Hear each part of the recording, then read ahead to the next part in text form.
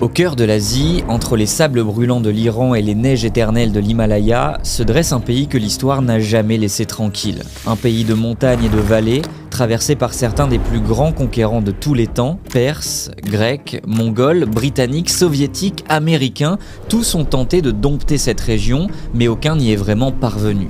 Ce territoire, c'est l'Afghanistan. Alors quand on évoque ce pays, les premières choses qui vont te venir en tête, ce sont sûrement les mots guerre, terrorisme ou taliban. Pourtant, l'Afghanistan est un pays à l'histoire longue et complexe. Depuis plus de 3000 ans, c'est un lieu de rencontre entre civilisations. C'est ici que les premières routes commerciales ont relié l'Orient et l'Occident. C'est ici qu'ont coexisté les temples bouddhistes, les zoroastriens et les mosquées. Et c'est ici que l'art gréco-bouddhique est né du choc entre Alexandre le Grand et le monde indien. En réalité, l'histoire de l'Afghanistan n'est pas celle d'un pays qui subit, mais celle d'un territoire qui transforme. Chaque empire qui y est entré en est ressorti changé.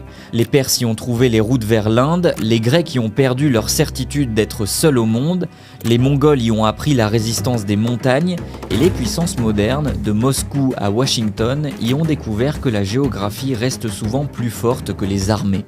Au-delà des cicatrices de la guerre, l'Afghanistan est un pays aux communautés multiples. Pashtuns, Tadjiks, Hazaras, Ouzbeks s'y côtoient, unis non pas par un projet politique commun, mais par une même expérience, celle de vivre sur une terre que beaucoup de monde a convoitée, mais que personne ne comprend vraiment.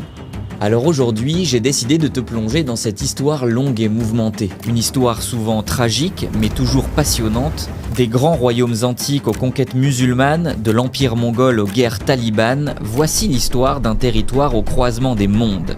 Voici l'histoire de l'Afghanistan.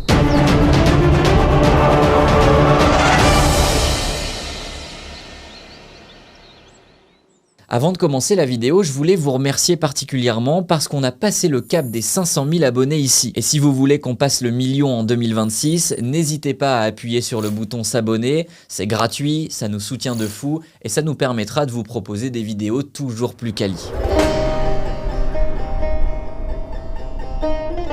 Alors avant de parler des empires, des conquêtes ou des religions, il faut commencer par ce qui définit en grande partie l'Afghanistan, son territoire. Avant d'être une nation, l'Afghanistan c'est surtout une géographie. Un territoire sculpté par les montagnes, déchiré par les vallées, où chaque col, chaque rivière, chaque désert semble pouvoir raconter sa propre histoire. Ici, le relief est roi. Au cœur du pays s'élève l'Hindou Kush, une chaîne de montagnes massives presque infranchissables qui traverse l'Afghanistan d'est en ouest. Plusieurs de ces sommets dépassent les 7000 mètres d'altitude et découpent le territoire afghan en une mosaïque de vallées isolées, de hauts plateaux et de bassins fertiles. Ces montagnes ont toujours été une